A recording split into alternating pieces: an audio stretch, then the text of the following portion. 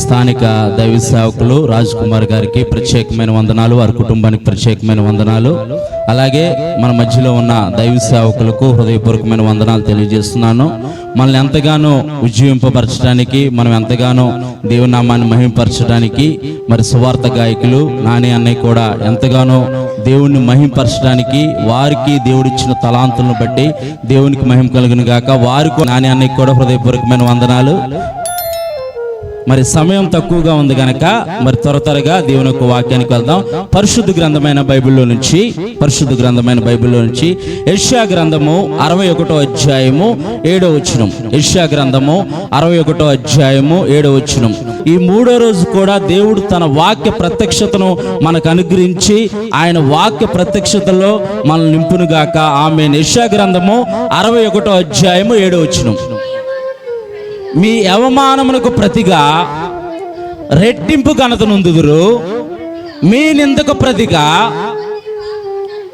తాము పొందిన భాగమును అనుభవించి వారు సంతోషించుదురు.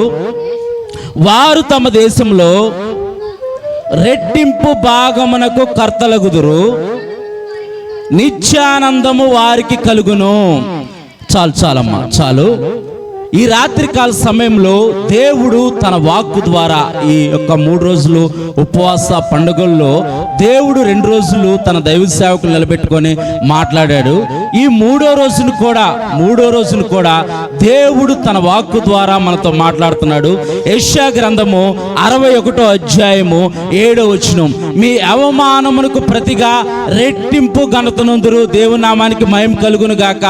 ఈ రాత్రికాల సమయంలో నీవు ఎటువంటి అవమానంతో వచ్చి దేవుని సన్నిధిలో కూర్చున్నావేమో, నా అవమానం తొలగదని నీవు అనుకుంటున్నావేమో, నా అవమానానికి పరిష్కారం ఏంటని నీవు అనుకుంటున్నావేమో, నా జీవితంలో ఎన్నో మేలు చూశాను కానీ ఈ అవమానం నుంచి నన్ను విడిపించేవారు ఎవరని నీవు అనుకుంటున్నావేమో. దేవుడు ఈ రాత్రికాల సమయంలో తన వాక్కు ద్వారా మనతో మాట్లాడుతున్నాడు. తన వాక్కు ద్వారా తన అభయహస్తాన్ని మనకిస్తున్నాడు. మీ అవమానములకు ప్రతిగా రెట్టింపు ఘనత నొందురు, దేవుని నామానికి మహిమ కలుగును గాక. నమ్మశక్యం అయితే పాస్టర్ గారు మీరు చెబుతున్నారు, మీ అవమానకు ప్రతిగా రెట్టింపు ఘనత నొందుదురని మీరు చెబుతున్నారు, నమ్మశక్యం అవుతుందా? అసలు నాకు నమ్మాలనిపించట్లేదండి అని మీరు అనుకుంటున్నారేమో. భూమి ఆకాశము గతించినా కానీ ఆయన మాటలు ఎన్నడూ గతించవు. దేవుని నామానికి మహిమ కలుగును గాక. భూమి ఆకాశం గతించినా సరే ఆయన మాటలు ఎన్నటికీ గతించవు. ఆయన మాటలు నీ హృదయంలో భద్రపరుచుకుంటే గనక, ఆయన మాటలు నీ హృదయంలో చేర్చుకుంటే గనక, ఆయన మాటలు నీ హృదయంలో చేర్చుకుని ఆయన మాటలు నీవు అంగీకరిస్తే గనక, ఆయన నీవు ఎటువంటి అవమానంతో వచ్చి కూర్చున్నా, ఎటువంటి భయంతో వచ్చి కూర్చున్నా, ఎటువంటి నిందతో వచ్చి కూర్చున్నా సరే ఆయన ఈ రాత్రికాల సమయంలో ఆయన వాక్కు ద్వారా నిన్ను బలపరుస్తున్నాడు. నీకున్న అవమానములన్నిటినీ ఆయన కొట్టివేస్తున్నాడు. దేవుని నామానికి మహిమ కలుగును గాక. మరి మన అవమానాలు దేవుడు కొట్టివేస్తానంటున్నాడు, మనకున్న అవమానం నుంచి మనల్ని విడిపిస్తానంటున్నాడు.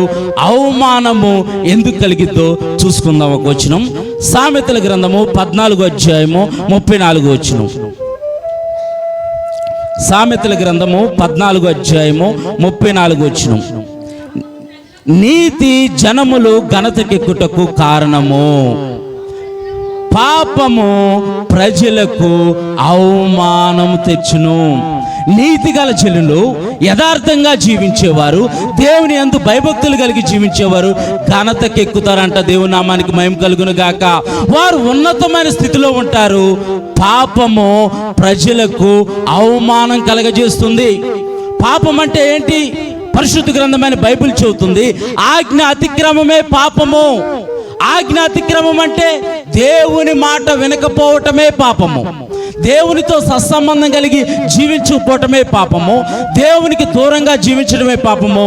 దేవుని వాక్యాన్ని అనుసరించి నడుచుకోపోవటమే పాపము. పాపము ప్రజలకు అవమానాన్ని కలగజేస్తుంది. ఇజ్రాయెల్ ప్రజల్ని దేవుడు 430 సంవత్సరాల బానిసత్వం నుంచి విడిపిస్తే, వారు కానాను పాలు తేనెలు కారే కానాను దేశానికి వారు వెళ్ళిపోయిన తర్వాత వారిని నడిపించిన దేవుడు, వారిని విడిపించిన దేవుడిని వారు మర్చిపోయి సృష్టిని పూజించడం మొదలుపెట్టారు. దేవుని ఆజ్ఞలు మర్చిపోయారు. దేవుడు అనుగ్రహించిన కట్టడలు మర్చిపోయారు. ఈ దినాల్లో కూడా, ఈ భయంకరమైన దినాల్లో కూడా మనము పైకి భక్తి గలవారై ఉండి దేవుని శక్తిని ఆశ్రయిస్తున్నామా, దేవుని శక్తిని ఆశ్రయించట్లేదా? పైకి భక్తి గలవారిగా ఉంటున్నాము, దేవుడు మనతో ఉన్నాడని భ్రమలో బతుకుతున్నామా, నిజంగా దేవుడు మనతో ఉన్నాడా? పాపము ప్రజలకు అవమానం తెచ్చును. దేవుని విడిచిపెట్టిన ప్రజలు, దేవుడికి దూరమైన ప్రజలు, శత్రువులు వచ్చి వారి యొక్క దేశాన్ని వారు స్వాధీనపరుచుకున్నారు, వారిని బానిసలుగా తీసుకెళ్లారు. ఏ బానిసత్వం నుంచి అయితే దేవుడు విడిపించాడు, ఏ భయంకరమైన పరిస్థితుల నుంచి దేవుడు వారిని విడిపిస్తే మళ్ళీ అదే భయంకరమైన పరిస్థితులకు వారు వెళ్ళారు. దేవుడు చూస్తూ ఊరుకుంటాడా? పాపం చేస్తూ ఉంటుంటే దేవుడు చూస్తూ ఊరుకుంటాడంటే దేవుడు అవకాశం ఇస్తాడు. దేవుడు అవకాశం ఇస్తాడు, తన వాక్కు ద్వారా, తన దైవ సేవకుల ద్వారా మాట్లాడతాడు. దేవుడు దర్శించిన కాలము మన గుర్తెరిగి దేవుని వైపు మనం తిరగాలి. దేవుని నామానికి మహిమ కలుగును గాక. నీవు దేవుని వైపు తిరిగితే, నీవు ఆయన తట్టు తిరిగితే ఆయన నీ తట్టు తిరుగుతాడు. దేవుని నామానికి మహిమ కలుగును గాక. ఇశ్రాయేలు ప్రజలు అలాంటి భయంకరమైన పరిస్థితిలో జీవిస్తున్నప్పుడు దానియేలు వారి పక్షాన ప్రార్థన చేశాడు. మా పితరులు నీ ఆజ్ఞలు, నీ కట్టడలు మర్చిపోయారయ్యా, నీకు దూరంగా నివసించారు. మా పితరుల పాపము, మా దోషాల్ని నీవు క్షమించి మరొకసారి నీవు మమ్మల్ని జ్ఞాపకం చేసుకోనంటే దేవుడు వారిని జ్ఞాపకం చేసుకొని దేవుడు మరలా వారికి స్వాచ్ఛమైన ఆ భూమిని అనుగ్రహించాడు. దేవుని నామానికి మహిమ కలుగును గాక. పాపము ప్రజలకు అవమానం తెచ్చును. పరిశుద్ధ గ్రంథమైన బైబిల్లో అలాంటి అవమానం పడుతున్న ఒక వ్యక్తి, అలాంటి స్థితిలో ఉన్న వ్యక్తి, పుట్టడానికి రాజవంశంలోనే పుట్టాడు, కానీ భయంకరమైన అవమాన పరిస్థితిలో ఉన్నాడు. ఆ వ్యక్తిని ఒకసారి చూద్దాం మనం. సమూయేలు గ్రంథము 4వ అధ్యాయం 4వ వచనం. 2 సమూయేలు గ్రంథము 4వ అధ్యాయం 4వ వచనం. సౌలు కుమారుడగు యోనాతానునకు కుంటివాడగు కుమారుడు ఒకడున్న ఒక సౌలుకి, సౌలు రాజు మనందరికీ తెలుసు, ఇజ్రాయేలు స్వాస్థ్యం మీద మొట్టమొదటిగా రాజుగా అభిషేకించబడింది సౌలు. ఆ తర్వాత సౌలు దేవునికి విరుద్ధంగా జీవించడం మొదలుపెట్టి దేవుని మాటను తునీకరించి దేవుడు చేయవద్దన్న పనులు చేయడం మొదలు పెడితే దేవుడు సౌలును తునీకరించి దావీదును రాజుగా అభిషేకించాడు. దేవుని నామానికి మహిమ కలుగును గాక. ఇక్కడ సౌలుకు పుట్టిన కుమారుడు యోనాతానుకు పుట్టిన ఒక కుంటి కుమారుడు ఉన్నాడు. అతని పేరు మెఫీబోషెతు. అతడు పుట్టినది కుంటివాడిగా పుట్టలేదు, కానీ ఆ యొక్క ఫిలిస్తీన్లు సౌలు రాజు మీద దండెత్తుకొచ్చినప్పుడు, సౌల్ని యోనాతాన్ని చంపాలని వారు చుట్టుముట్టినప్పుడు, ఆ దాది పెంచే దాది ఉంది, మెఫీబోషెతుకి దాది ఉంది. ఆ దాది అంటే మన భాషలో చెప్పుకోవాలంటే ఆయమ్మ ఉంది. ఆ ఆయమ్మ దాది తను పట్టుకొని పరిగెత్తుతున్నప్పుడు ఆమె పడిపోయింది, ఆమెతో పాటు ఈ పిల్లోడు కూడా పడిపోయాడు. ఆ పిల్లోడు పడిపోయి 2 కాళ్ళు పోగొట్టుకుని కుంటివాడుగా ఉన్నాడు. ఆ రాజు వంశంలో పుట్టిన మెఫీబోషెతు, రాజకుమారుడు వంశంలో పుట్టిన మెఫీబోషెతు, తర్వాత రాజకుమారుడు అవ్వాల్సిన మెఫీబోషెతు ఎక్కడున్నాడో చూద్దాం.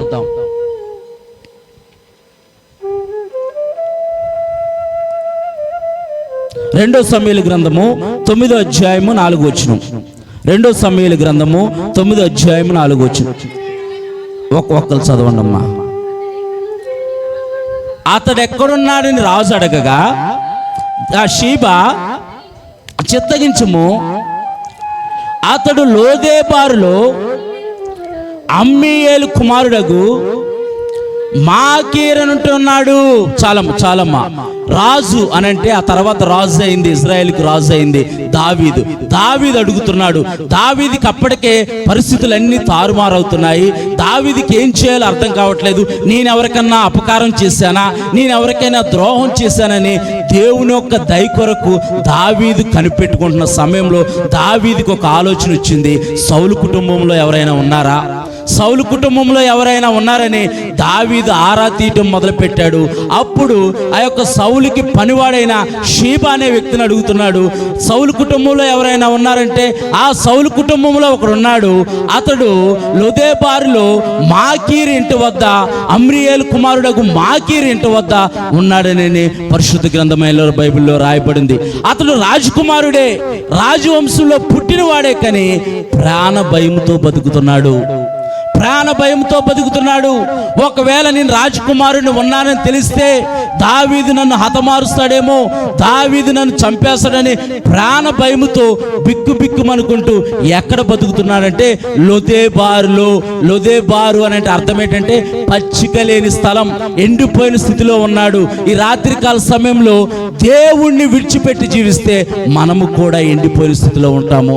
ఎప్పుడైతే ఆయన వాక్యము జీవజలపు ఓట, దేవునామానికి మహిమ కలుగును గాక, ఆయన వాక్యం వద్దకు నీవు వచ్చావంటే, ఆయన వాక్యము నీ హృదయంలో భద్రపరుచుకున్నావంటే, ఆయన వాక్యము నీ హృదయంలో ఉందంటే నీ యొక్క కడుపులో నుంచి జీవజల నదులు ప్రవహిస్తాయి. దేవుని నామానికి మహిమ కలుగును గాక. ఇక్కడ లొదెబారులో మాకీరు అంటే చేదు అని అర్థం.